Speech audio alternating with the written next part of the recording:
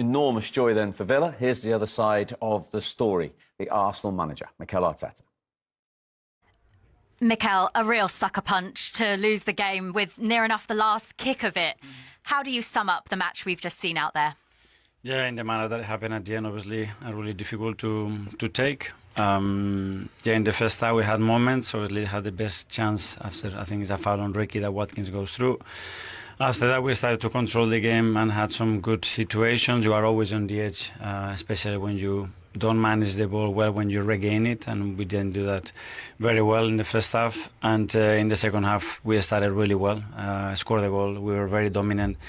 But then we had periods that, again, the same issue appeared, and then we couldn't have the dominance, and we allowed certain open spaces. We gave 2 balls away ourselves to the opponent that could have cost us the game before actually the goal. And then the last kick of the game, we had the chance with Declan puts the ball across for Noni and Victor. We don't score. Goal kick long, second ball, clear the ball, individual action, a lot of chaos inside the box, and you end up losing it. So it is painful. In the second half particularly, it seemed quite difficult for either side to get any sustained control. Why do you think that was? Well, I think it's the manner that we play, the quality that's on the pitch, and the moment somebody beats his own man and a duel, the space is open. And they are really good at that. Credit to them for what they do. They are a really good side. And yeah, we had our moments to go and score the second goal. We were very, very close in a few times. And at the end, I said, after 18 games unbeaten, which is a long run, you need to lift up and go again. Do you see this as a missed opportunity, especially with playing first this weekend, where you could have gone 8 points clear? It's now 3 points to Villa in second. Yes, but every week is going to be like this. I mean, we are 18 games unbeaten, and you're still, the margin is so small. So this is what we have to do. We have to focus on ourselves and certain standards that today, particularly individually, we didn't raise that level, and the effort was absolutely there, and yeah, use that pain to go again. That's football. How do you ensure then that this defeat today doesn't derail any good momentum you've built up, particularly mentally in that dressing room? Well, because the consistency levels that we showed with everything that happened to us has been incredible, so I have no arguments to think otherwise. Thanks, Mikel. Thank you.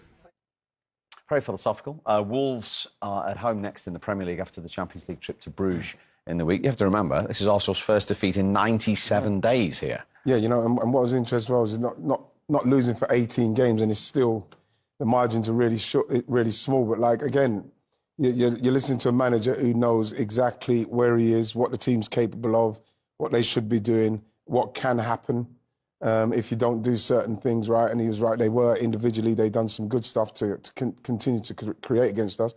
And that's what's going to happen for the rest of the season. That's why to win these games, to get the cushion, is because you're going to come up against teams that are going to be tough to beat like that. And you go away, you might get a point, but then you might lose, and then the cushion helps you to build your confidence so you can get those points back next week. But what you don't want to get into, Steve, is losing those games and then losing another one, not winning at home, and then all of a sudden people catch you up, go past you, and then you'll feel the pressure of not being able to finish this off.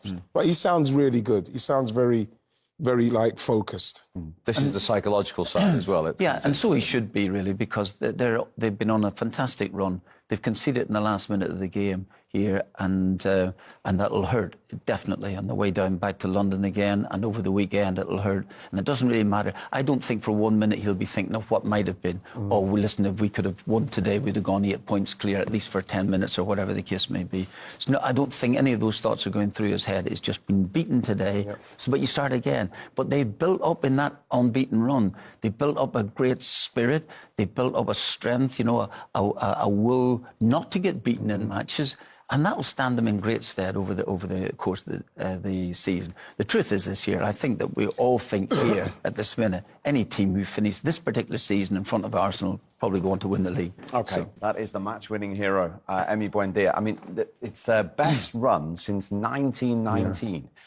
In the top flight of league wins. And as a manager, when you believe in the players, for them to go and do that, like I just said to him there, against the league leaders, what does that do to the group, Martin? Well, you've just mentioned there, it gives you an awfully big boost of confidence. But it's just more than that. It's the feeling that you can actually win these games. You know, you can take it right down to the wire. You can beat what I would probably consider at this stage, maybe the best team in Europe. Well, they're the only Arsenal. 100% recorded team in the Champions League, aren't they? So? Right. So, so just the feeling in the dressing room that everybody will want to play.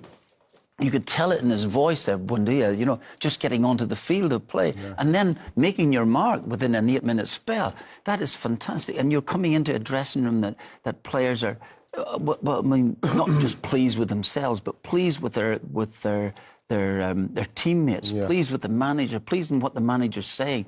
And every victory that you get, the manager's words become not just more important, but feeling as if, listen, we'll follow those instructions because not just we're getting results from them, but we feel that there's an end product to that.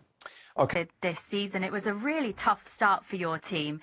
Now, you're second in the league. How have you turned this around and what can this team achieve this season? I explained to the Manchester City. Of course, we are going to focus game by game because we know our only success way is coming if we are doing like that. Trying to focus each competition. Now we are going to play Europe League. Of course, Premier League is our first target. Through it, we must get our objective collectively.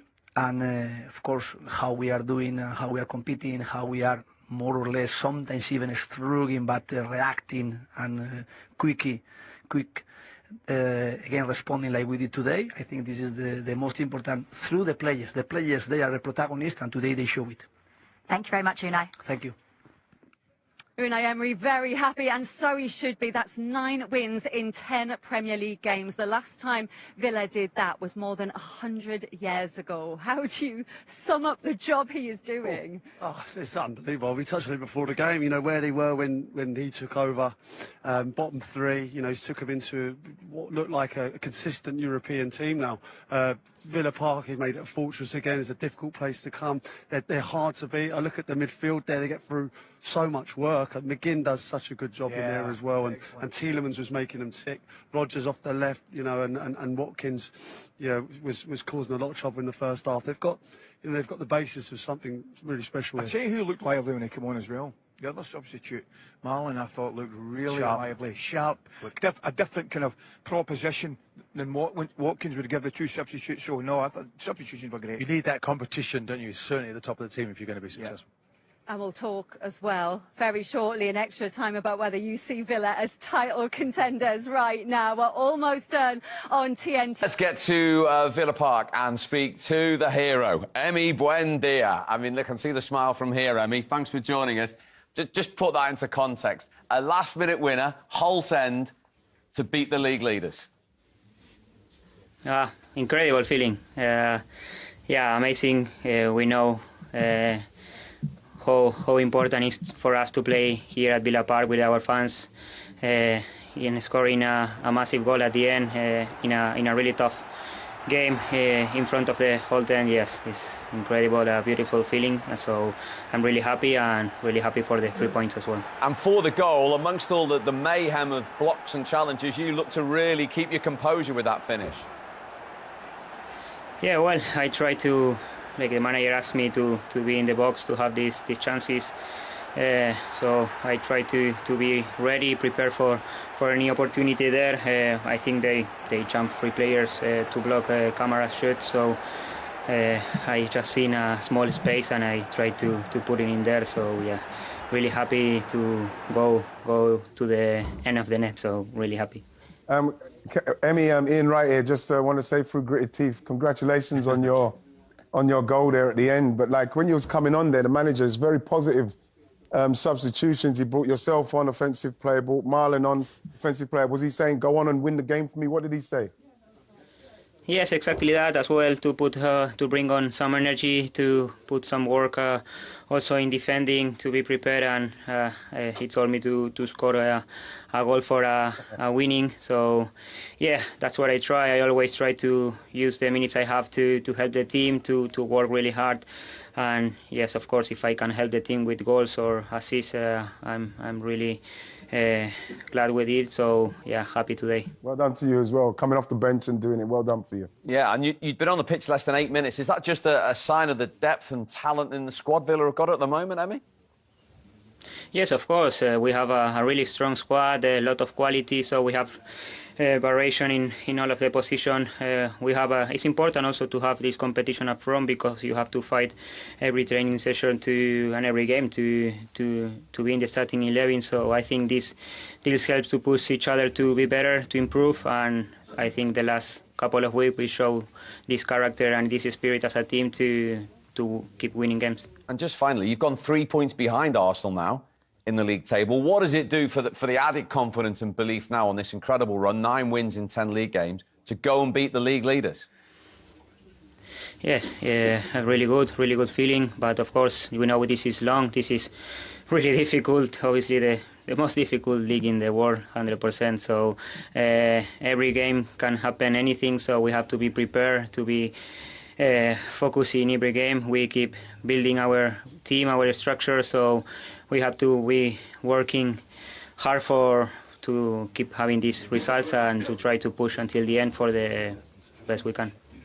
Well, very well done.